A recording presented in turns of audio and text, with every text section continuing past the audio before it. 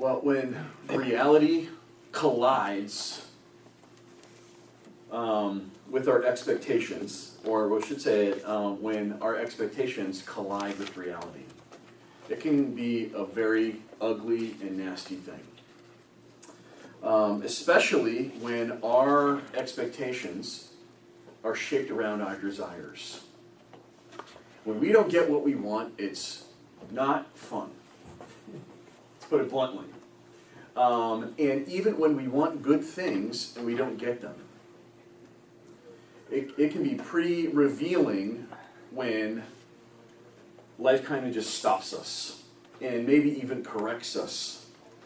And I believe that the kind of ugliness that happens and can exhibit itself when this kind of collision happens, our desires with reality, that the most inhuman things start to emerge from us. And what we're going to do this morning is we're going to look at a section of Mark's Gospel where this is on full display. And where we are in the story is as Jesus has emerged in Mark's Gospel, at least in Mark's telling of the Gospel, he's emerged, his ministry has developed. We talked last week about how he made disciples of grace. And along the way, he's healing people and he's calling disciples, and his message of repentance for the forgiveness of sins is being preached. And people are coming to Jesus. Specific people are coming to Jesus. And what we're going to be looking at this morning is how we're really starting to get to the height of the rise, we'll say, of the conflict in the ministry of Jesus. And the way Mark puts this together is so beautiful and so profound that I think we really need to take notice. It's really important for us. And what Mark does is he looks at this progressive resistance to Jesus. It starts mild, and then it gets lethal. And we're going to look at these religious leaders. We're going to look at the Pharisees and the scribes and some of the leaders that are named. And we're going to look at the ways that they resisted Jesus. And what's going to happen is, as you read, and I know this because this happens to all of us, is that we're going to just look at these stories and go, how could they be so blind? How could they not see? And what's going to happen is that you and I are going to be tempted to think that we're nothing like them. And we're going to be tempted to think that, wow, they're really the villains in the story. But here's the truth. Here's the truth. Is that we are all just like the Pharisees and the Sadducees and the scribes who resist Jesus. And that's actually going to be our big idea as we look at our text this morning. We are all guilty of resisting Jesus. Right. We are all guilty of resisting Jesus. And just because you say you're a Christian, and just because you gather with God's people, it doesn't mean that you are immune from resisting Jesus. Matter of fact, we resist Jesus in some other ways, in some different ways. Now, and normally when we think of resisting Jesus, we think of some sort of an atheist like Christopher Hitchens, right? Or Richard Dawkins with these books, The God Delusion, right? Woo! He doesn't believe in God. He resists Jesus. Ah! And we freak out, right? And they got all these arguments. Woo! Right? And we think, wow, they're the boogeyman. They're the bad guy. Look at them, right? But the people that were responsible for not just resisting Jesus, but orchestrating his crucifixion were the people that believed in God. They were the religious people. They're the ones who knew the most about the scriptures. So lest we think, ooh, those unbelievers out there, what about the unbelievers that we are? And so we are all guilty of resisting Jesus. And this is a beautiful time for us to take some inventory in the ways in which it's possible to resist Jesus. And so this morning what we're going to do is we're going to look at 3 levels of resisting Jesus. In this progress that's here, it's a progression. It's going to move from questioning Jesus to rebuking Jesus to eventually vilifying Jesus. And we all have our ways of doing that. So first we're going to talk about what does it mean to question Jesus. To question Jesus. So let's look at Mark chapter 2, and we're going to start at verses 18. Why don't you guys, can you just rise with me, and we're going to read the scriptures this morning together?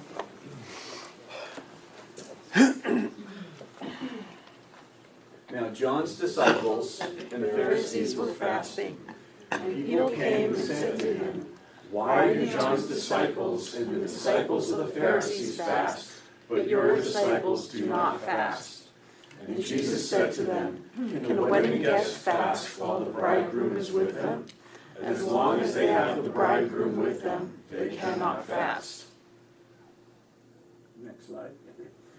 The days will come when the bridegroom is taken away from them, and then they will fast in that day. No one sews a piece of unshrunk cloth on an old garment. If he does, the patch tears away from it, the new from the old, and a worse tear is made. And no one puts new wine into old wineskins. If he does, the wine will burst the skins, and the wine is destroyed, and so are the skins. But new wine is for fresh wineskins. You may be seated. Now, along the way here, as Jesus has been calling disciples, he happened to call the wrong disciple. We looked at this last week. He called Levi, who was a tax collector. He's pretty much considered a treasonous criminal to the Jewish leaders of that day, because he was collecting taxes for the Romans, and they had a reputation of being corrupt and skimming off the top of all the taxes. And so that raised a question about how the heck can Jesus be with these kinds of people? How can he be with sinners and tax collectors and criminals? And all of a sudden, now, Jared, we can go back to the previous slide. And now what we see is they're essentially, they've got Jesus on their radar. Now, there's about 6,000 Pharisees somewhere around there in the time of Jesus, which means that these people were the ones who were running synagogues all over the place, right? They're running the Jewish religious centers, and they were part of the groups that were around the temple in the sacrificial system and essentially the governance of the Jewish life in Israel. And now that Jesus is on the radar, because Jesus is starting to pick up popularity. Now, normally, if there's some peasant dude is going off into the wilderness and calling himself the Messiah, like, no one cares. That happens all the time. And they end up in loony bins, don't they? Right? But Jesus is doing things that, like, no one can, like, fathom. Like, wow, he's been healing people. He's been casting out demons. When does that ever happen? Right? And not only that, he's literally performing miracles in front of people's eyes that are undeniable. And there's so many eyewitnesses. I'll just say this. There's so many eyewitnesses to the miracles that Jesus did of healing that even in secular literature, they just went, you know what? I mean, he was a healer. They can't even deny it. Right. He's performing miracles. Like, it's incredible. Even the Roman historians who didn't believe anything about Christianity were like, yeah, like, that was definitely his reputation, and everyone knew him as that. So now, as he's on the radar, all of a sudden, they're looking at his practices, and they notice something about Jesus. Jesus didn't fast. And do we know what fasting is? Not running, right? What's fasting? What's fasting? Not eating. Not eating, right? For an extended period of time. Now, why would we fast? Flush your system. Right. Flush your system, okay, right? Sometimes it's you fast before you have a blood test or something like that. Lee, yeah. It's a religious practice to have it to be in a time of prayer, Right. to say to God that I need you more than food. That's right. I need you more than I need food. Exactly. And a lot of times there's mourning that maybe there's some devastation that happened, or some evil that you did or wrong that you did. Or in the case of Israel, there was actually seasons of fast that they went through because they were longing for the coming of the kingdom of God. They were longing for even the Messiah to come. You remember how we were in Zechariah last fall, and we noticed, right, that there was this like God calling out the people who were like, hey, we've been fasting a long time and nothing's happening. Should we keep doing that? And remember, what was the Lord? The Lord had a rebuke to them, like, why are you even fasting? And he essentially said, you're fasting for yourselves. You're fasting for yourselves. And here's what's happened, and here's the way God calls us out, right? We are all in a kingdom-building endeavor. It's called the kingdom of self. And the kingdom of self is at war with the kingdom of God. And this is why none of us like to submit. This is why none of us want to go, yay, we want to bow down and acknowledge somebody is superior to us and actually do what they tell us to do. No one wants to do that. We live in New Hampshire, for crying out loud, right? Like, we revolted against a king who actually really wasn't all that bad. So, like, we're in a culture where we do not submit. And part of that is because what's at work in us is the kingdom of self. And the kingdom of self has its own agenda. Our kingdom of self wants what we want. And here's the way that our kingdom works, is if we do, then we get. If I do, then I get. I do X, I get Y, right? If I work hard enough, if I bust my hump or my rump, and I work myself to where I need to be, then I should get X, Y, and Z. I should get all of the good things that I want. And what happens, or what has happened, is fasting had become that. It's part of the kingdom of self for the Pharisees. And they use the cloak of religion to actually cover up the fact that this is really all about them and their own power. So they notice, why does the man proclaiming himself to be the Messiah not fast? And they have a question for him. Why? Even John's disciples fasted, and our disciples fast. How come you don't fast? And what's Jesus say? What's Jesus say? Can the wedding... No, go back one. Sorry, Derek. You can go back one slide. Verse 19. And Jesus said to them, can the wedding guests fast while the bridegroom is with them? And as long as they have the bridegroom with them, they cannot fast. You know what he's saying? I am the fulfillment of what you're fasting for. I am the arrival of everything that has been promised. I'm here. I'm here. Look what I'm doing. And they have no truck for that because it's not part of their programming. It's not part of the way that they think. And what he's saying here, do we know what he means when he says the bridegroom is with them? This analogy here. What's a bridegroom? It's a weird way of saying it.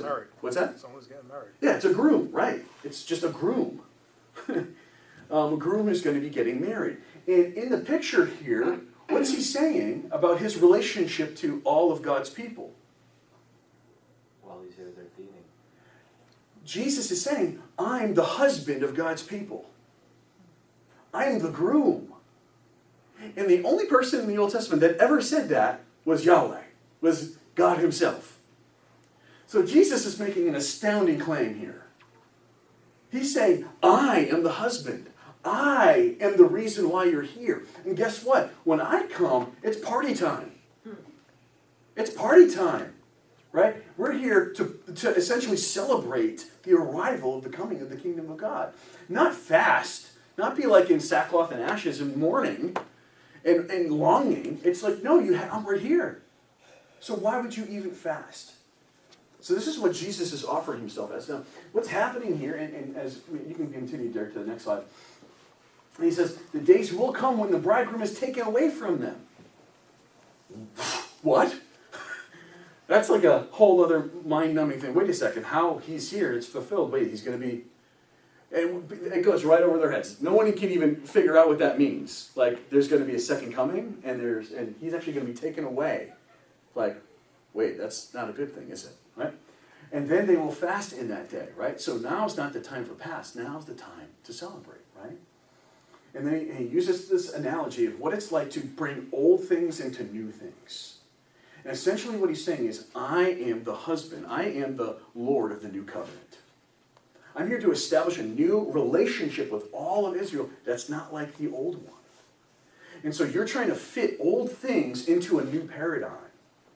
And so the analogies he's using, like he's trying to take like an old piece of cloth and put it into a new one. Right? Anybody taken an old patch that's really, really old and try to put it into a new piece of clothing, and then you put it in the wash? What's it happening? Right? Right. It rips, right? It can't be held, right? And then the analogy of old wine and new wineskins, right? New wineskins expand, right? They expand. And so if you put new wine into old wineskins, they've already been expanded. So as this wine matures, it's going to expand. Guess what's going to break? And essentially that's what he's saying. Is like, what you're looking for, your expectations, the kingdom of self that you want is so small. It can't handle what I'm offering you. Your kingdom's too small. And I'm here as your king, as your husband. Like, his reality is so much different. And yet, here it is. This isn't the one I expected. Wait a second. He's supposed to, like, be fulfilling the things that I want. The things that and all the expectations that I've had. And he's not. And so here's the question for us is, how are we like these Pharisees here? How are you questioning Jesus? How are you questioning? And you could be questioning Jesus like, hey, listen, how come everyone else has fill in the blank, but I don't? Right? Me and my wife are very tempted to say, how come we don't have children? We're trying. Nobody else does. Everyone else does. Right? And it's a good thing, right? I want a good thing. Fasting is a good thing. And they're coming and going, how come? How come? How come? And we could do the same thing and go, how come? How come? How come? And is it possible that what he's after and what he wants and the actual reality he's presenting is better than what we want? Right? That's big. So it starts with questioning Jesus. And when this intensifies, we move ourselves into a position where we can actually rebuke Jesus. We can actually rebuke Jesus. Look at Mark chapter 2, verse 23 to 28, and we're going to rise again. We're going to rise from the dead, and we're going to read the scriptures together. We celebrate death and resurrection all the time, don't we? One Sabbath, he was going through the grain fields, and as they made their way, his disciples began to pluck heads of grain. And the Pharisees were saying to him, "Look, why are they doing what is not lawful on the Sabbath?" And he said to them, "Have you ever read what David did when he was in need and was hungry, he and those who were with him? How he entered the house of God in the time of Abiathar the high priest, and ate the bread of the presence, which is not lawful for any but the priests to eat, and also gave it to those who were with him. And he said to them, the Sabbath was made for man, not man for the Sabbath. So the Son of Man is Lord even of the Sabbath." You may be seated. You can go back to that previous slide. Yeah, perfect.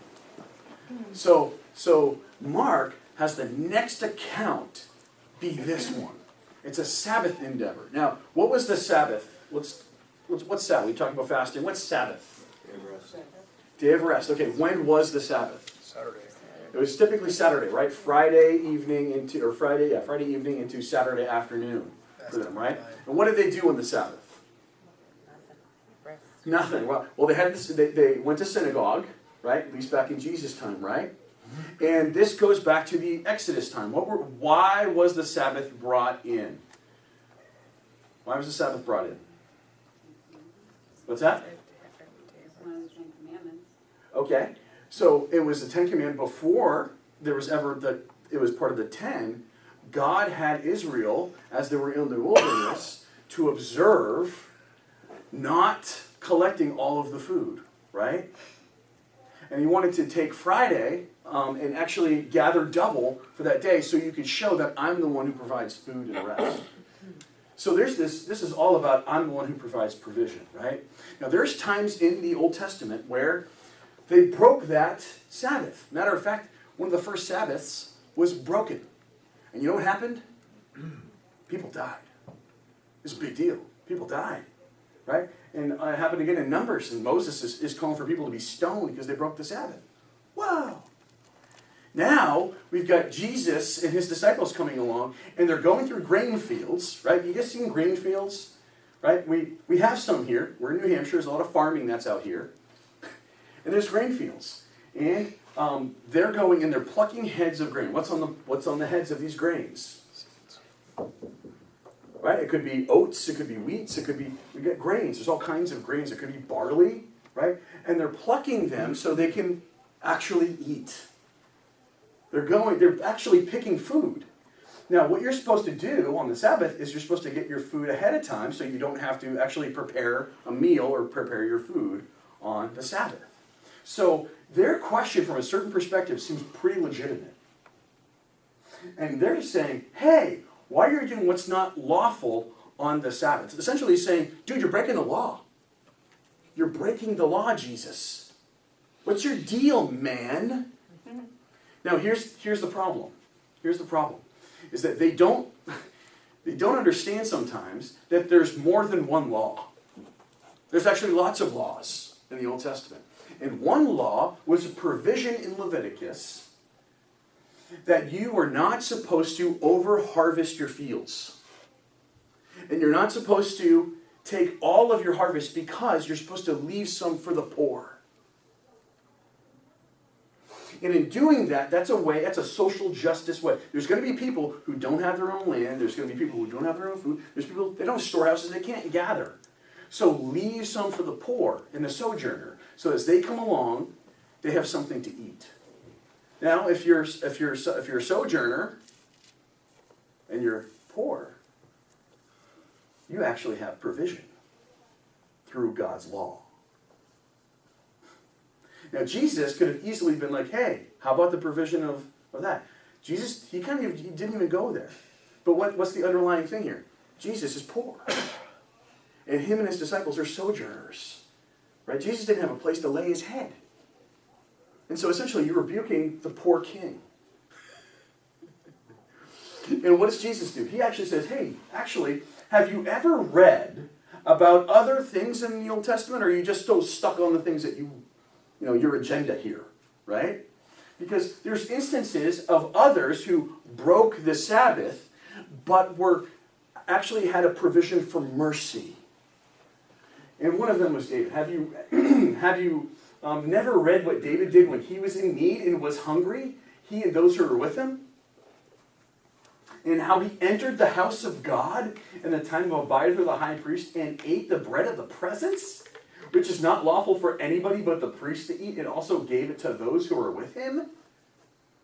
So Jesus is going, see, there's exceptions to these situational laws for the poor and also for those in need, the starving, right? And this isn't a time where David was on the run. King David was on the run. And he was being persecuted. And he was being chased around. And that was, who was doing it? It was his own son, Absalom, that was doing it. And so this guy, David, is like, he ends up tracking down Abiathar the high priest up in Shiloh with the tabernacle. And he gets to go to the house of God, and the priest brings out the bread of the presence, which is, is sacred. No one's supposed to eat that except priests, right? And all of a sudden it's offered to David. Why? Because he had need. There was a provision for mercy that was here, right? So the rebuke to Jesus actually turns into a rebuke of the Pharisees. Because now we start to see, whoa. This whole agenda, this whole system here that you've got set up here, you do good things, you get good things. I'm here to kind of knock over that apple cart. Because mercy gets into the way. Mercy starts to mess everything up. Mercy is when you withhold judgment. Mercy is when you are kind and make provisions for people even though they may not otherwise be entitled to it. And mercy is essentially what Christ is offering. It's his whole modus operandi. And so here it is. This rebuke becomes a rebuke, and he says, hey, guess what? The Sabbath was made for man. Rest was made for man. Man was not made for the Sabbath, right? And if you follow his logic here, think about it, right? Therefore, right, verse 28, so the Son of Man is Lord even of the Sabbath. Think about what he's saying there. Check this, right? Sabbath was made for man, not man for the Sabbath. Which means that man is over the Sabbath. Not man is under the Sabbath, right? Man is over the Sabbath, right? And if he's the Messiah, guess what? He's over all men. He's the Son of Man. Which means he's over the Sabbath. Because he's over all men. You follow the logic here? This is Jesus talking here now, right? If he's over men, then he's over the Sabbath because men are over the Sabbath. The Sabbath is for us, right? So this is crazy, right? So think about what's happening here. Jesus is saying, shouldn't I be rebuking you? Shouldn't I be rebuking you? And that's the question for us here. That's the question for us. Is how are you rebuking Jesus? And you may have gotten to that point, why is this happening, right? And I've been seeing there's a beautiful meme out there, right? We ask Jesus take the wheel. It's kind of this, cultural prayer, right? And there's a picture of the dude who's driving and one of his wheels flew off. And it says, Jesus, not that wheel, right? And it's because we have very specific things that we want from him. Or we think we're entitled to, and when they don't happen, we get very upset. And we go, why? Why? And it goes beyond questioning to, you're doing it wrong. You're doing it wrong. And you may have had that moment this week, or it could just be this arc that you're in, where you're just like, everything you get into, it just seems like, reality is just jumping in and going, nope, nope, nope.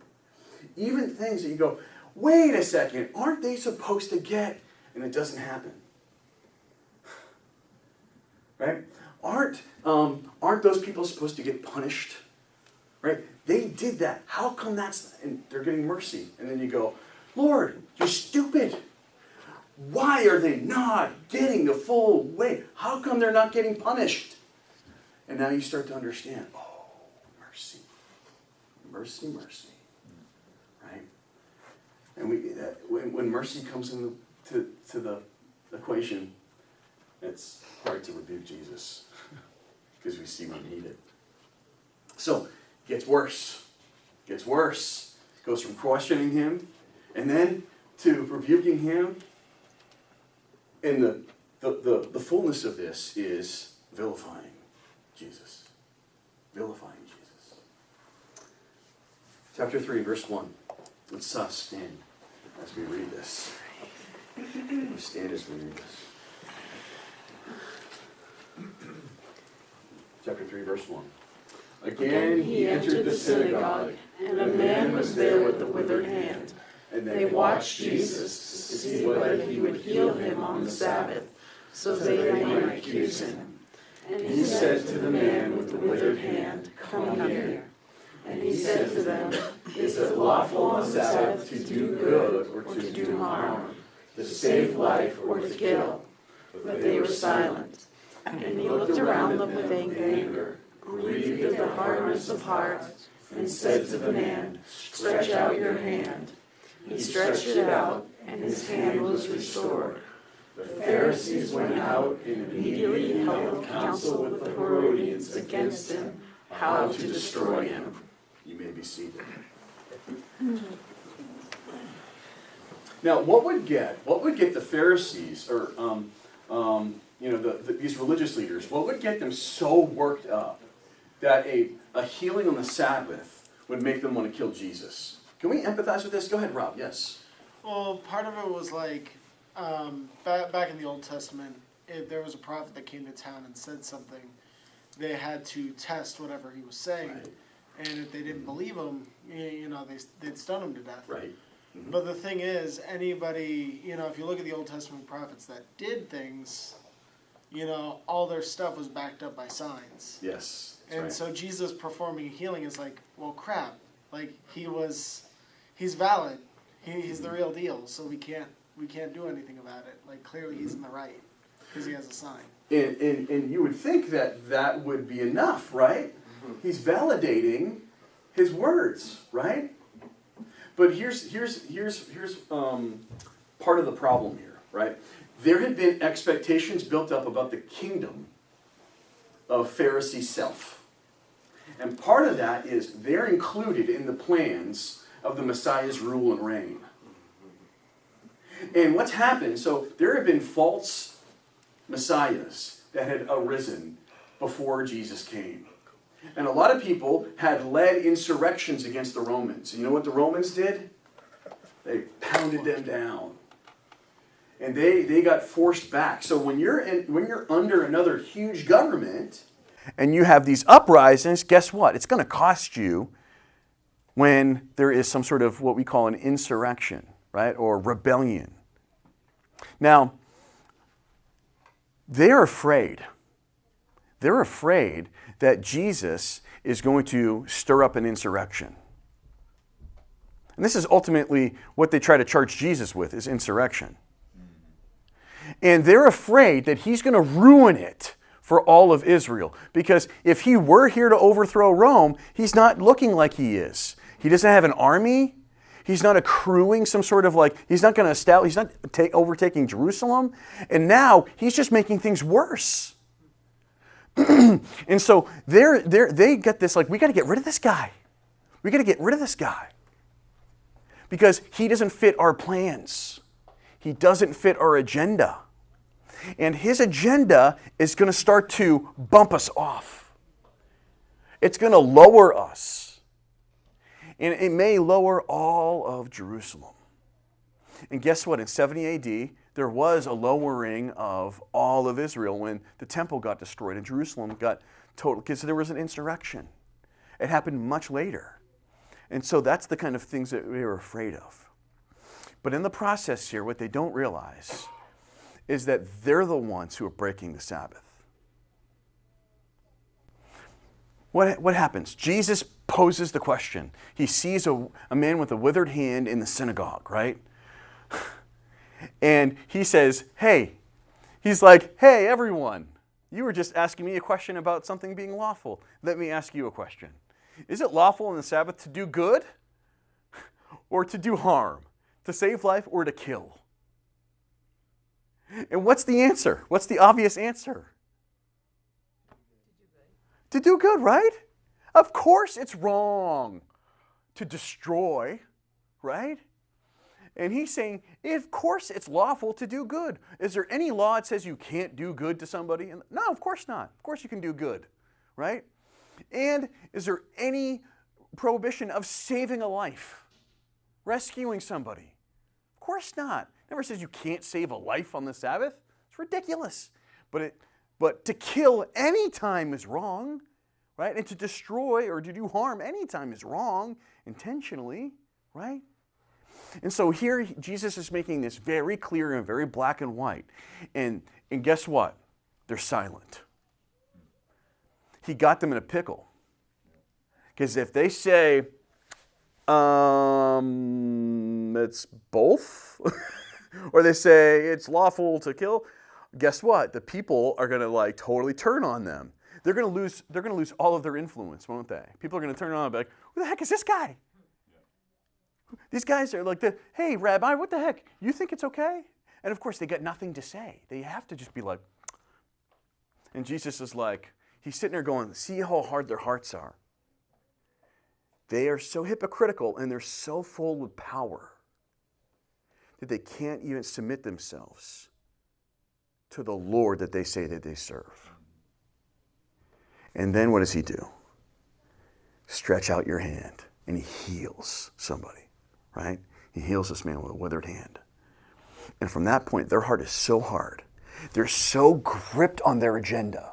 They've got to have what they think they deserve, that they're willing to kill God for it.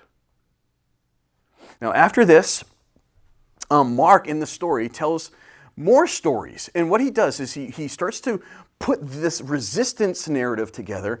And then he shows us in in verse 7 to 12 and then 13 to 19, that on the other side of this, there's people who are loving Jesus. And there's people who are following Jesus. You see great crowds following him. So you see there's the resistance, and then there's the acceptance of Jesus. And then he goes all the way to his disciples. All of a sudden they're named. The full list of them is there. And then he returns back to punctuate the resistance here. Because the full vilification happens in verse 22. And the scribes who came down from Jerusalem were saying, he is possessed by Beelzebul, which is a name of essentially the lead demon. He's possessed by a demon, right? Or another way of saying is Satan, right? And by the prince of demons, he casts out the demons. And he called to them and said to them in parables, how can Satan cast out Satan? If a kingdom is divided against itself, that kingdom cannot stand. And if a house is divided against itself, that house will not be able to stand. And if Satan has risen up against himself and is divided, he cannot stand, but is coming to an end. But no one can enter a strong man's house and plunder his goods unless he first binds the strong man. Then indeed he may plunder his house. So what's happening here? What's happening here? Jesus puts it to the forefront. This is all about a kingdom battle. And what they don't realize, these resistors who are now here vilifying Jesus, they called him essentially Satan. And it's very easy to dismiss somebody when you vilify them, right? We see this in politics all the time. They're the evil one. They're the bad person, right? It's very easy to do that and then dismiss. And then when you start saying this kind of stuff, right? And it doesn't help that his parents and his family are saying that Jesus is out of his mind. Thanks, family. Right? His parents said he's out of his mind. Go look at it. It's in verse 23. Or verse 21. Look at it. His own family saying he's out of his mind. So it just lends to this narrative. Now we can say this guy's possessed. And if you get to the spot where you call God the devil,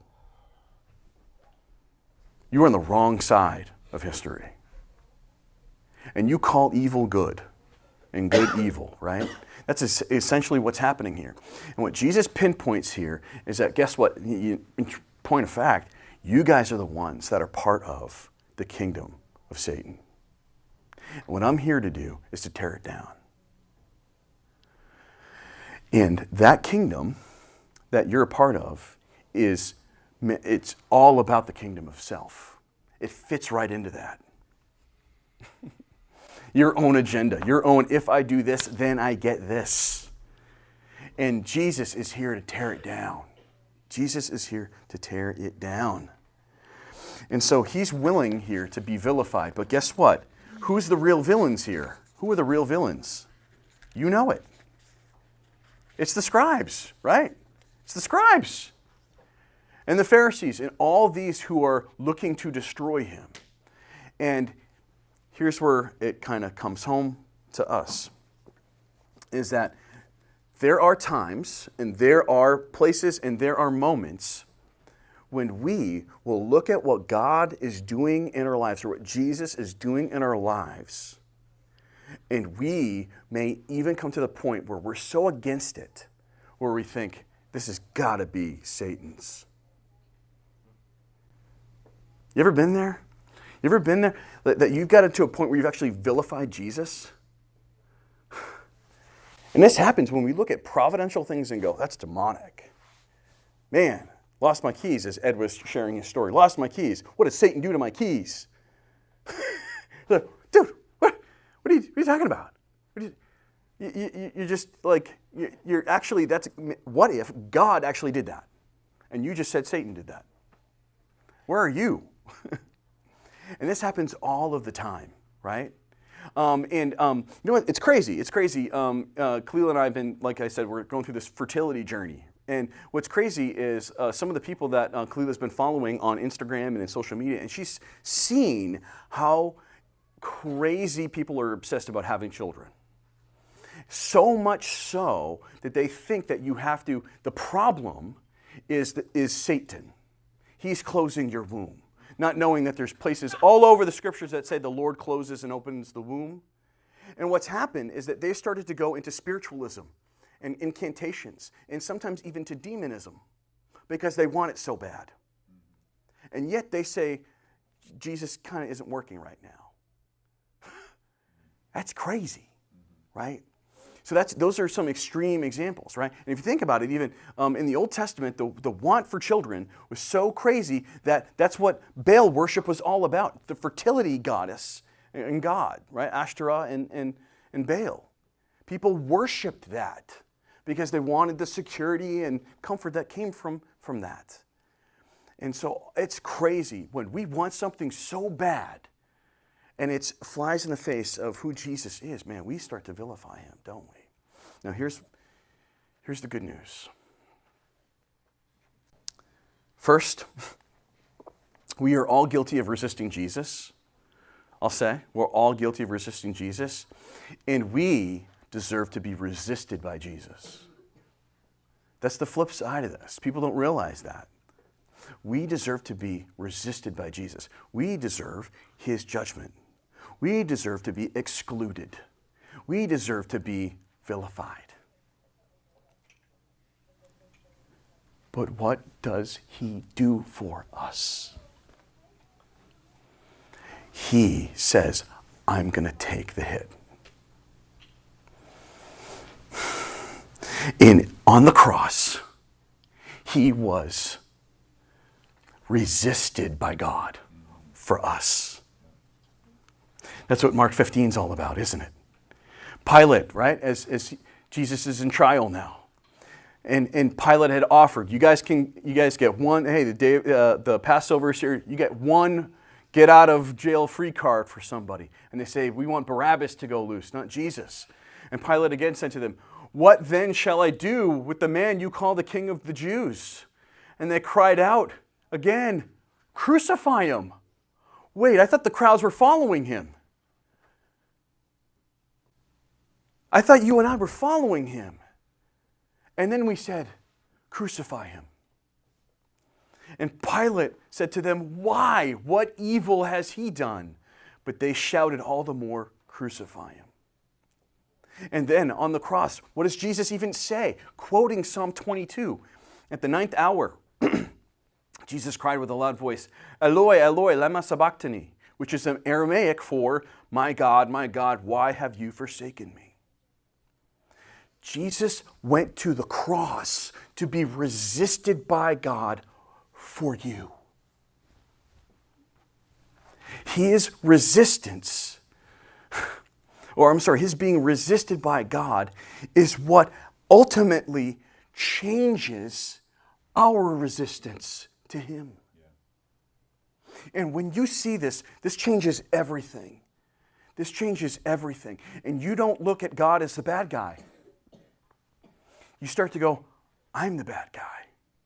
Look what I've done. And here's the gospel. Here's the gospel. Jesus came to end our resistance by being resisted in our place. That's how he ends it. And you know what it does? It changes us. It changes us from being people who resist Jesus to people who resist self and the kingdom of self. And you know what? We can even do this with hope.